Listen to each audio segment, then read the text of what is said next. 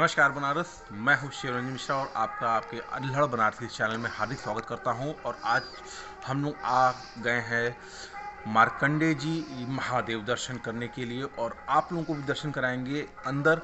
और इस समय मैं खड़ा हूँ मार्कंडे महादेव जी के द्वार पर, जहाँ से हम लोग अंदर चलेंगे। यही आपका रास्ता जो है सीधे मंदिर को जाता है, जहाँ पे लोग दर्शन करने जाते हैं। और ऐसा बताते हैं कि मार्कंडेय महादेव क्यों फेमस हैं, ये हम लोग आपको बताएंगे। और जैसा कि लोग बताते हैं और उन दोनों के बीच का क्या तथ्य है, मैं आपको बताता भी चलूँगा और दिखाता भी चलूँगा। और थोड़ा सा मैं इस पर और रोशनी डालते हुए मैं बता दूं कि ये मार्कंडेय महादेव जी जो है वो गाजीपुर से कुछ किलोमीटर पहले और बनारस से 30 किलोमीटर दूरी पे है। और ये गंगा और गोमती के बीचों बीच, यानी जिसको कहते हैं मेन पॉइंट या आप संगम कह सकते हैं, वहाँ पे बसा हुआ है। आइए।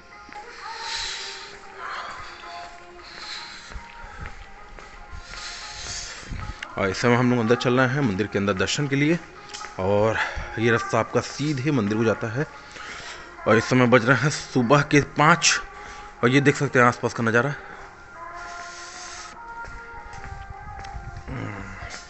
आसपास की दुकानें भी अभी तक खुली नहीं हैं। और हमारे साथ हमारा छोटा भाई भी है, इनको मैं दिखाता चलूँ। ये पीछे का रूट है और थोड़ा सा आगे चलते चलिए। आइए।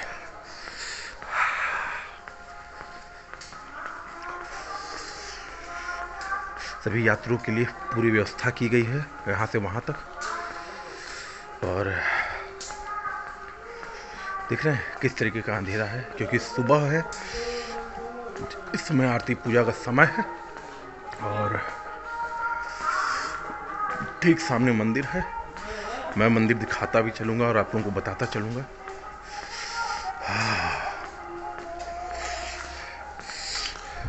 सुबह सुबह लोग सभी लोग अपने कार्य में लगे हुए हैं।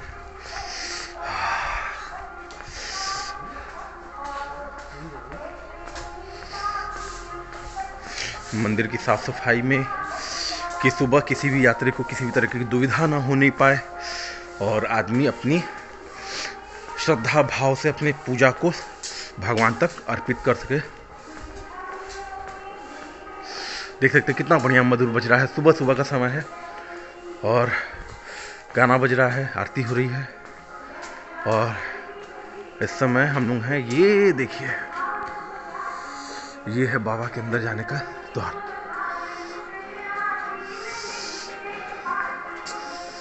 हाँ, अब आइए, चल रहा है अंदर।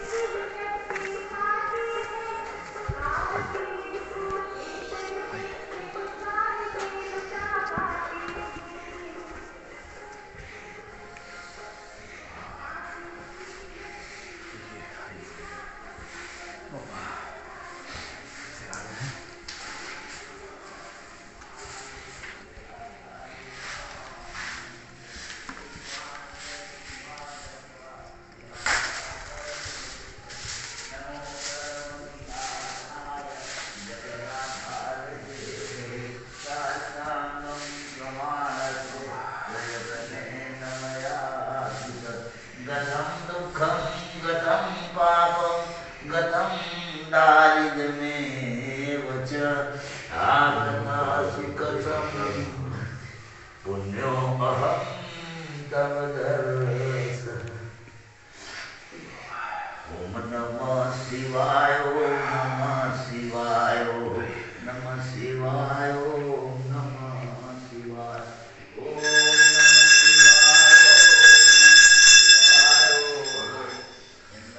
शिवाय, ओम नमः शिवाय। हम इस समय है मार्कंडेय जी के प्रांगण में। और कहा जाता है कि मार्कंडेय जी जो हैं वो आज अमर लोगों में हैं।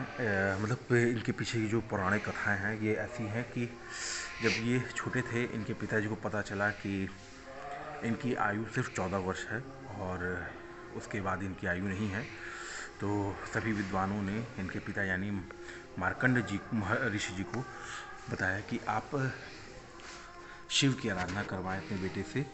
और जब मार्कंडेय जी शिव की आराधना करना स्टार्ट किए और जब ये 14 वर्ष के हुए और जब यमराज इनके प्राण आयु को हरने आए तो साक्षात शिव यहाँ पे आके खड़े हुए और उसके बाद उस जगह पे यमराज का भी पासा काम नहीं किया और वहाँ से यमराज को जाना पड़ा। तो ऐसा कहते हैं कि साक्षात आशीर्वाद होता है और शिव ने कहा था कि मेरी आराधना मेरी अर्चना करने वाले को कभी भी किसी भी तरह की समस्या नहीं होगी या उसकी प्राण नहीं छीने जाएंगे जब तक कि मैं ना चाहूँ, यानी साक्षात शिव।